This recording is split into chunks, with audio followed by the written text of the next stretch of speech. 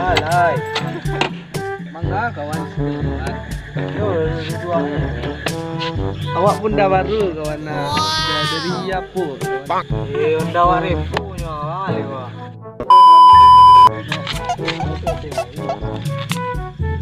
Lamu anda duduk di kawan. Buat tambah gadang loh sajak babi ni. Lah ile bunci.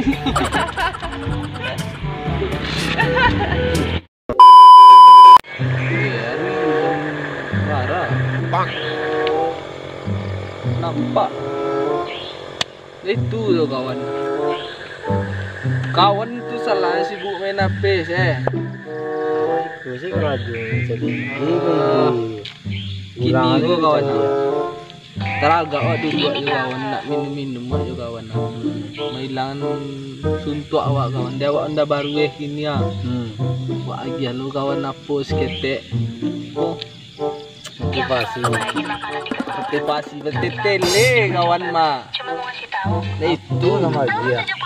Ini kok bawa kawan dua dek. Awak bonda baru ah. Terakhir dari itu. Ini kawan itu. Banyak. Nih cocok deh kawan tuh. Lah lamu kita nak bersobok. Ya kan? Kayak gitu duduk ini. Sambil minum Cik orang kawan preman bakter gini Pak orang. Bunda ya, nama orang labuannya, tidak ada di labuannya. Kawan itu salah. Kita baik lah. Lah. Lah kawan, baik gitu lah kawan. Jadi kawan, aku lah malam lo nampak kau. Jadi kawan, itu sudah bar.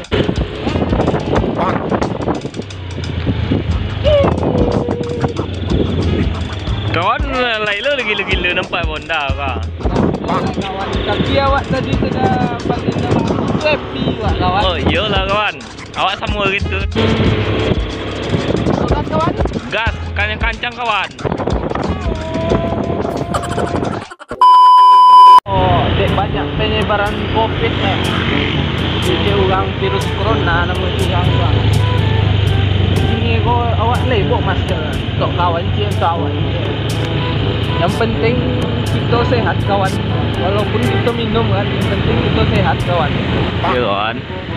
Jadi cocok kawan pakai masker. Mantap kawan. Sehat kawan mampu dek. Jagalah kebersihan kawan.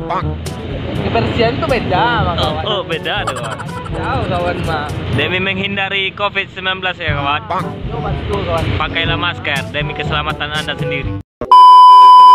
Di Kupang nampak aku kawan. Banyak bikin kawan.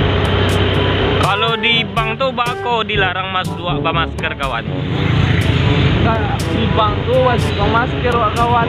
Soalnya penyebaran COVID gua kawan. Itu wajib wak pakai masker kawan.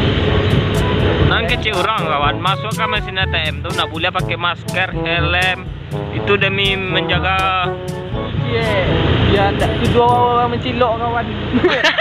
Mencilok baru tangan kawan munanda kawan babini alul. Iyalah kawan. Jadi itu kan mengatur menaati peraturan lalu lintas kawan.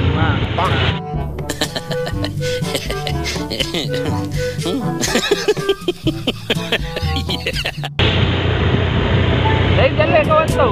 Oh, lai mantap kawan. Kawan. Itu gas naik kawan. Oh, gas kawan.